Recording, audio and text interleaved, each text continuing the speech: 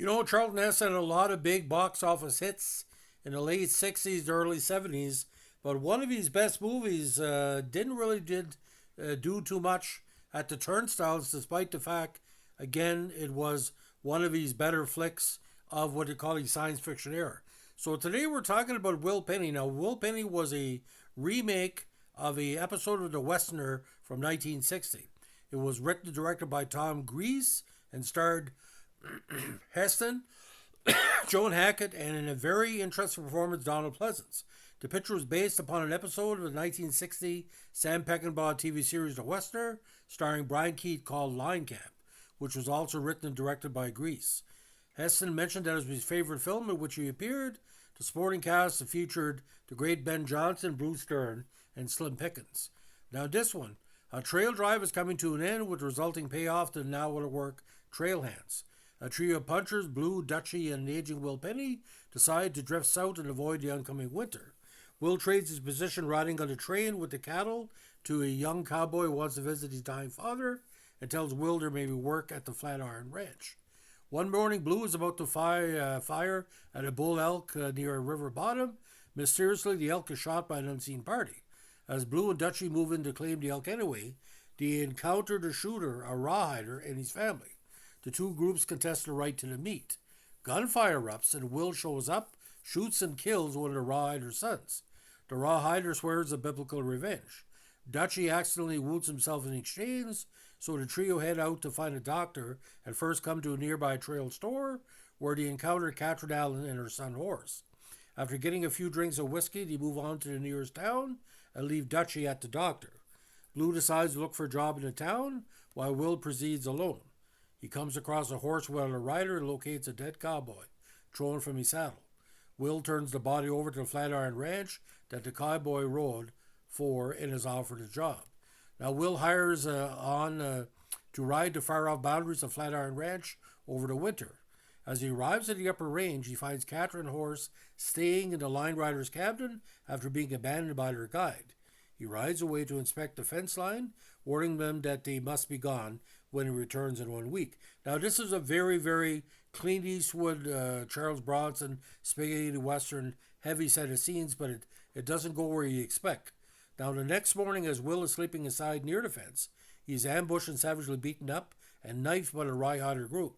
They rob and leave Will for dead, but he drags himself to the cabin, where he is slowly nursed back to health by Catherine.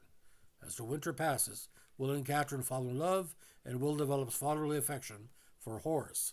Now, as Will and Catherine prepare for Christmas, the Quint family bursts into the cabin, forcing Will into doing the chores, and coerce Catherine to decide on one of the ne'er-do-well, belligerent hair-trigger sons. After some days, Catherine distracts the two Quint sons, so Will can make him an escape. At that same time, his former two saddle pals, Blue and Dutchie, arrive looking for him. Will and Blue remain to attack the cabin to free Catherine and the horse, just as a bag of sulfur in the chimney to smoke out the rawhiders, and then shoot them all. Now, when the rawhider is dead, the Flatiron Trail boss arrives, and Will realizes he's too old and set in his ways to settle down into domestic life with Catherine against her protestations. Deeply regretful about what he's leaving behind, he rides away with Dutchie and Blue to collect on a bet with the store owner on Dutchie's survival and continue his life as a trail hand. He donates his wages from the ranch to Catherine. Now, Charlton Heston again as Will Penny, Joan Hackett as Catherine, John Grease as Horace Greeley Allen, Donald Pleasance as Preacher Quint, Lee Majors as Blue, Bruce Dern as Rafe Quint, Ben Johnson as Alex, the Flatiron Ranch foreman, Slim Pickens as Ike Walter Stein, Clifton James as Catron, the great Auntie Zerby as Dutchie, G.D. Spradlin as Ancy Howard, Quentin Dean as Jenny, and of course Lucas Hugh as Foxy. Now, at a budget of 1.4 million, the box office was only 1.8. It was, get this, released in Finland February 16, 1968, but had a bigger release April 10, 1968 in the States from Paramount. And the cinematography by Lucien Ballard is quite good. Now, the film also features a David Riskin and Robert Welch song, The Lonely Rider, with vocals by not the Don Cherry, but Don Cherry. The exteriors were filmed in Inyo County, California. Now, reviews were mixed on this. The admirable thing about the movies is the devotion to real life, said Roger Ebert. These are the kind of people we feel must really have inhabited the West. Calm and direct, painfully shy in social situations, and very honest. Bruce Stern said on Heston's performance, and I got to really like the guy. A lot of the people told me I wouldn't like him, but I liked him, and he tried very hard. I mean, Will Penny is far and away the best thing he's ever done. Now, according to DVD Talk, intelligent and thoughtful, Will Penny's a good Western and even better character study. Now, Eric Rupp of Vista Records said, yeah, villains in Will Penny are so unbelievable and so unrealistic that they almost seem like they came out of a Western spoof rather than a serious, realistic Western, which Will Penny aspires to be and achieves in most other aspects of the story. Now, Ajay Canos of OPA Magazine had high praise. This is one of the classic movies of all time. It will last for all eternity as a classic in writing and acting.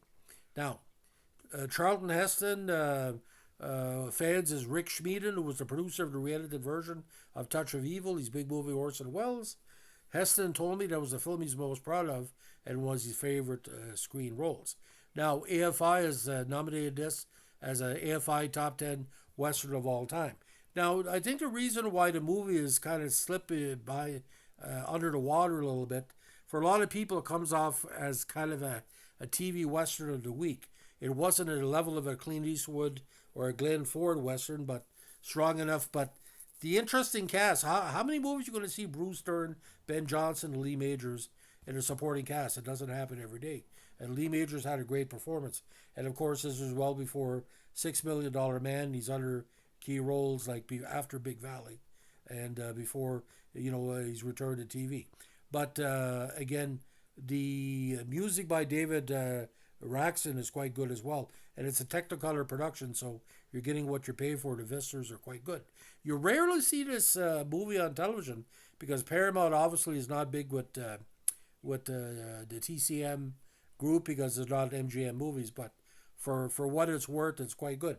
Now, Clint Eastwood from 1965 to about 1975, he was hitting everything out of the park. There was very few movies that didn't have big box office. And but the thing is, Soylent Green and Omega Man and Earthquake's pretty well kind of science fiction, the two Planet of the Apes movies.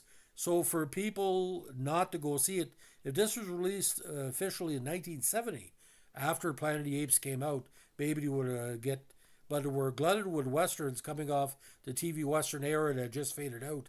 But late 60s, early 70s, there was a ton of Westerns. I would figure at least 200 a year worldwide, and most of them were seen to be 3 stars. I give this movie 3.5 stars. I've seen it once, but Charlton Heston as a range guy is quite interesting to see because he plays against character. Usually Charlton Heston is an intellectual side. So thanks for listening. If you enjoyed the Eclipse today, just wait another 44 years in Canada for the next one. And being Canadian means being patient. So I'm glad everybody enjoyed it. Have a nice day, and God bless you all, ladies and gentlemen. Bye.